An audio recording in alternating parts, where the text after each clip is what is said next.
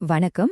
பிறப்பு இறப்புங்கிற சுழற்சியிலிருந்து விடுபடுறதுக்கான ஒரு ஆழமான ஆன்மீக ரகசியம் ஒரு பழங்கால தமிழ் பாட்டுக்குழு ஒளிஞ்சிருக்குன்னு சொன்னா நம்புவீங்களா? சரி, நாம ஆராய போற வரிகள் இதுதாங்க. சிந்துத்தெழு வார்க்கு நெல்லிக்கனியே சிறியார் பெரியார் மனத்து ஏறலுற்றாள். இந்த பாட்டு ஒரு ரொம்ப சக்தி வாய்ந்த ஆன்மீக நிலைய பத்தி சொல்லுது. ஆச்சரியமான விஷயம் என்னன்னா, இந்த வழிய சரியா புரிஞ்சுக்கிட்டு பின்பற்றவங்களுக்கு பிறப்பு இறப்பே இல்லாத ஒரு பெரிய வாழ்க்கையை இது உறுதி செய்யுது. இந்த பாடலோட மையமே இந்த உள்ளங்கை நெல்லிக்கனிங்கிற ஒரு அழகான உருவகம்தான். இது நிஜமாவே ஒரு பழத்தை குறிக்குதா, இல்ல இதுக்குள்ள வேற ஏதாவது ஆழமான அர்த்தம் இருக்கா? வாங்க அதோட பொருளச்சும் ஆராய்வோம். அப்போ இதுல முக்கியமான விஷயம் இதுதான். இது ஏதோ ஒரு உண்மையான பழத்தை பத்தினது இல்ல. இது ஸ்படிகம் மாதிரி ரொம்ப தெளிவான ஒரு ஆன்மீக விழிப்புணர்வை அடையறத பத்தி பேசுது.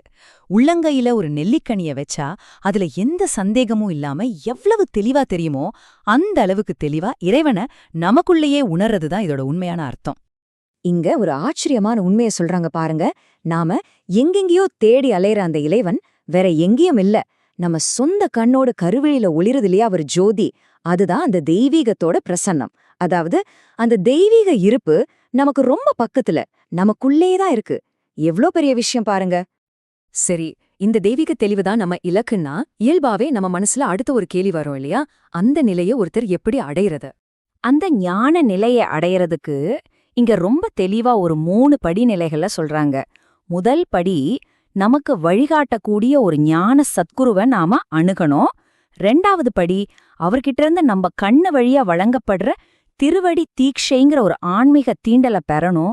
3வது, அந்த தீக்ஷைய சும்மா வாங்கிட்டு விட்டுடாம ரொம்ப உறுதியோட தவம் செஞ்சு அதை வளர்க்கணும்.